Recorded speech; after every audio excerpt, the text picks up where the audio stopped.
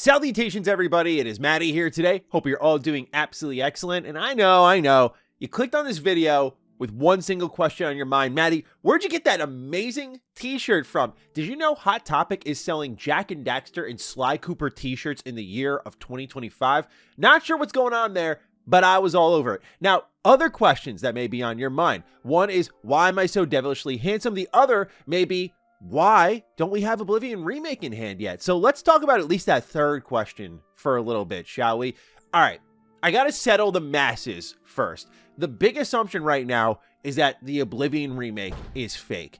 And I just think there's too much smoke here, right? Where there is a fire somewhere. Let's go down memory lane a bit. The first way we discovered the Oblivion Remake, which admittedly we should all have been skeptical about in the first place, was a Reddit post. Some Reddit user claimed that Virtuos was working on a bunch of remakes, including Metal Gear Solid 3 and Project Alter, which was a remaster/remake of Oblivion that was using Unreal Engine 5 and was going to be released either next year in 2024 when this was posted, or early 25, which is where it seems to be lining up, depending mostly on if it's a remake or a remaster. A mod for Gaming Leaks and Rumors did verify the identity of this individual and said that there is some credibility here. But again, it's a Reddit post from some user. We don't know who it is. I think it's fair to take it with a grain of salt. Then we get this leak here. We have ZeniMax Management Forecast. This was the Microsoft FTC leak where we learned about a ton of hardware that was coming up for Xbox, but also a ton of Bethesda games. And on this list here, you see everything from Elder Scrolls 6 to a Fallout 3 remaster, and yes, an Oblivion remaster was planned for fiscal year 22. To me, that was all I really needed to see, but again, I think it's fair to be skeptical, look at that and go, well, projects get canceled all the time. This seems like a good idea on paper. Did it not get off the ground? Did they give it to a team that ended up blundering the project, so they canceled it? Again, fair, but where there's smoke, there's fire. Then trusted leakers step out to verify the existence of this project. In particular, we'll talk about Nate the Hate because he's just been bulletproof lately. But more recently, he said a quick update on the Elder Scrolls 4 Oblivion announcement and release timing as planned stand. Both the release and reveal are targeting next month. He wrote this in March of April. The gap between the reveal and release will be minimal. A shadow drop is possible. So there you have a very trusted leaker who's gotten so many things about even Nintendo, who's like impossible to break through on, correct. So there's step 3 of its kind of legitimacy. Like there's prominent leakers claiming its existence. Video Games Chronicle did corroborate this claim from Nate the Hate. So it's not just him on his own saying it, but people in the media who may be in the know backing it up. Step 4, MP First did say they found the Oblivion Remake on a LinkedIn profile, and they put up gameplay details of how the project was changing compared to the original. We don't know much more beyond that, but this was a mistake by, you guessed it, a Virtuos employee. And don't worry, in this video, we'll get into more smoke surrounding the Oblivion Remake, but I think the most important thing to open this video with was just to assure people that I still feel very confident this is a real game. Like, this is an extremely real video game. And I know since the Switch 2 Direct, we've had a lot of questions. Why wasn't Oblivion Remake there? I talked about in previous videos how I was starting to fade away from that because just a shadow drop or an announcement of a game coming to a Nintendo platform that was releasing in a couple months now, we know it's June 5th, just didn't make sense to me how Nintendo in particular benefited from that. It still meant a shadow drop for Oblivion could have happened, but to do that around the Nintendo Switch 2, and now especially with all the economic noise of the Switch 2, seems like a better time to wait a little bit and get it out maybe next week. Still, when you pass by the Oblivion anniversary and there's no real mention of anything, and you pass by the Switch 2 Direct, I get why some people have wavered. At the end of the day, I still encourage you to be skeptical, but for me, I just look at all of this happening around the Oblivion Remake from different sources, both seemingly extremely legitimate in the case of like an FTC document, all the way to leakers that you can just trust. And I think to myself, this is a matter of when, not if, but that question of when is definitely burning in all of us. Like, are we actually going to get it next week? Dropping a remake of one of the most important RPGs ever is just crazy sauce from Bethesda.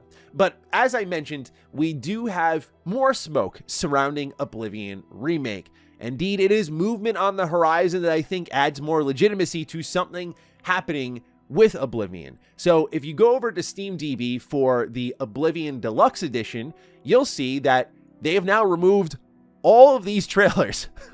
All these 480p trailers are now gone from this Oblivion store page for the Game of the Year Deluxe Edition. Now, this in particular is very interesting timing. However, I do want to be fair and say that if you look at the change list here for Oblivion on Steam, it's not like it's been inactive for years. You can see changes as of 5 months ago, adding a screenshot to the store page. If they're planning a remake, why do you add a screenshot? So again, to be fair, you could look at that. They change user tags, they add user tags, they're changing web assets, and this is all, again, within the last year. So I don't really know what's going on in the back end there, but at the end of the day, the Oblivion Game of the Year Deluxe Edition did have its trailers removed. For those who are wondering, the Oblivion Game of the Year Edition includes like Shivering Isle, whereas the Deluxe Edition includes all the little DLC Oblivion got, such as like the Horse Armor, the iconic Horse Armor DLC. So that's the difference between those SKUs. I actually had to research because I was like, why are there two seemingly different SKUs for like the same thing here? So just simply looking at this,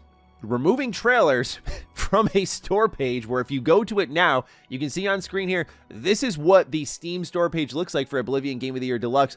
No trailers, just nothing whatsoever otherwise.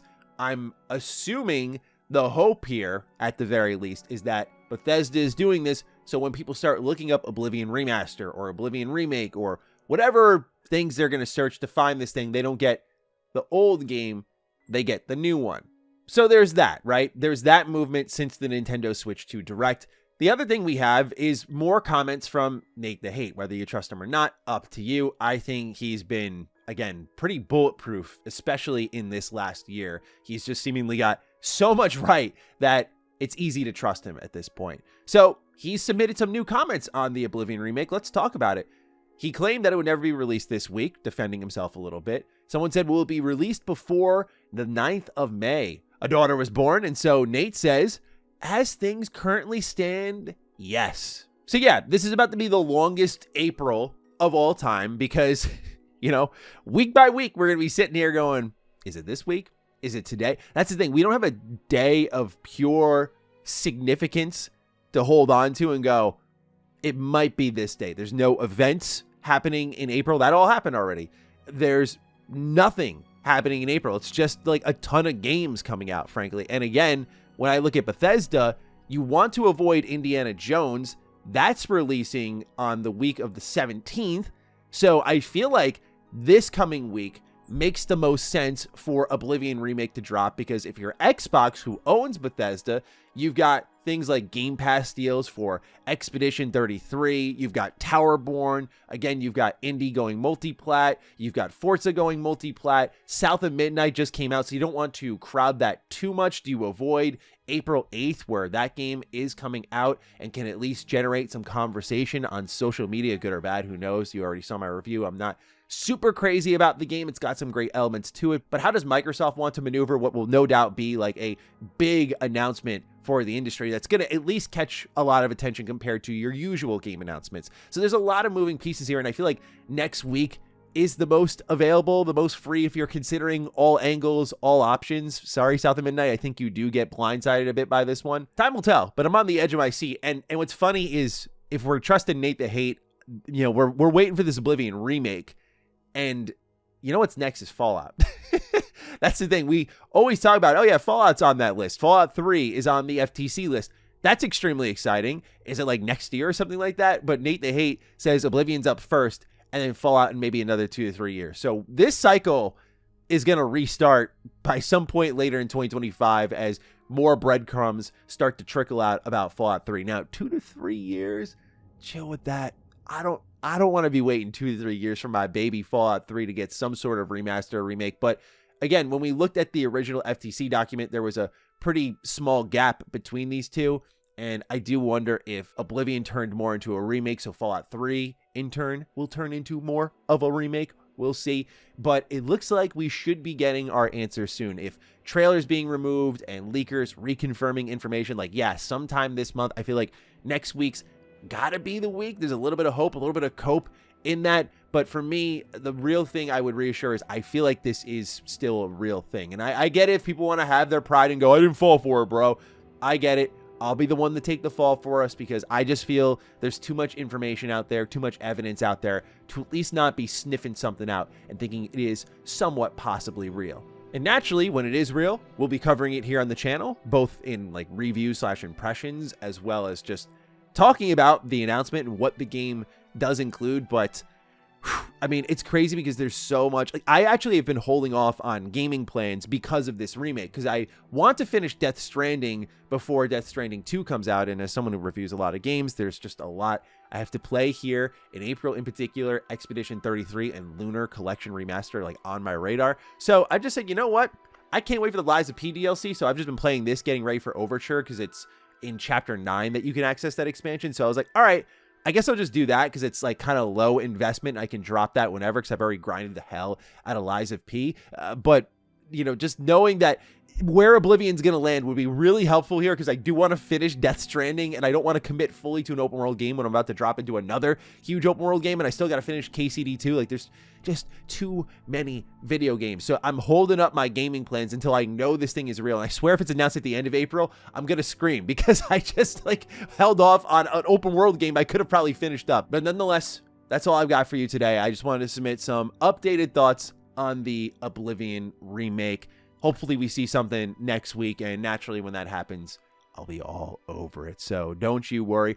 I kind of hope that they at least give us like a release date when it's announced within a week. I just think like Shadow Drop is, I don't know. Ever since Hi-Fi Rush, I'm like, is Shadow Dropping good for like the industry as a whole? I don't know, but I just want it to be real. That's all. So ladies and gentlemen, I leave you with all of this. Let me know your thoughts on the Oblivion remake down below. Other than that, I'll catch you in the next video. Stay sexy, stay active. I love you all. Peace.